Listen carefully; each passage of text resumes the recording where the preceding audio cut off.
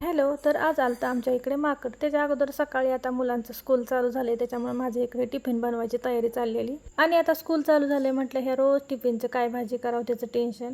मग इकडे पिवळ्या बटाट्याची भाजी केली आणि इकडे भेंडी टाकली. आणि आज आमच्या इकडे लाईट गेली त्याच्यामुळे इकडे गॅसवर पाणी ठेवलेलं.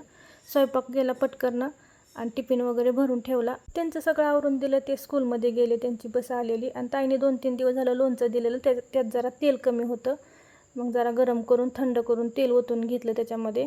आणि स्वयंपाक झालं की आपलं रोजचंच काम स्वच्छतेचं. मग किचन वाटा वगैरे पुसून घेतला, सगळं आवरून घेतलं. आणि म्हटलं चला काम आवरले आता. ही आईने साडी घेतलेली धोंड जेवणाला, मग त्याचाच ब्लाऊज शिवाय टाकायचा होता आणि फॉल पिकोला साडी टाकायची होती, त्याच्यामुळे ताईंकडे गेलते. आणि त्या साड्याही विकाय आणतात ना, त्याच्यामुळे मग नवीन माल आणलेला सगळा. मग थोड्याफार साड्या बघितल्या. पण आल्यावरती दळणच करत होते बाहेर पोरतमध्ये, तोपर्यंत माकडाने उडी मारली. आणि एवढी मी घाबरली ना, मग त्यांनी जरा त्याला हुसकून लावलं, पण ते लईच उड्या मारत होतं. आणि मग नंतर ना मला जायचं होतं बारामतीला, थोडं पार्लरचं सामान आणायचं होतं आणि त्यांचं पण जरा काम होतं. मग आवरून घेतलं आणि म्हटलं जाता जाता स्वामींचं दर्शन घेऊन जावं. पण आम्हाला छान आरती मिळाली.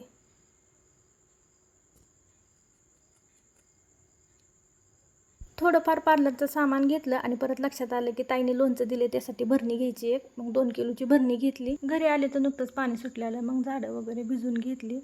भिजून म्हणजे चांगली धुवूनच घेतली, कारण 4 दिवस आमच्या इकडं पाणी नव्हतं ना, त्याच्यामुळं मग झाडं वगैरे भिजून घेतली. बाहेरचं अंगण वगैरे धुवून घेतलं आणि आज छान मस्त वातावरण झालं.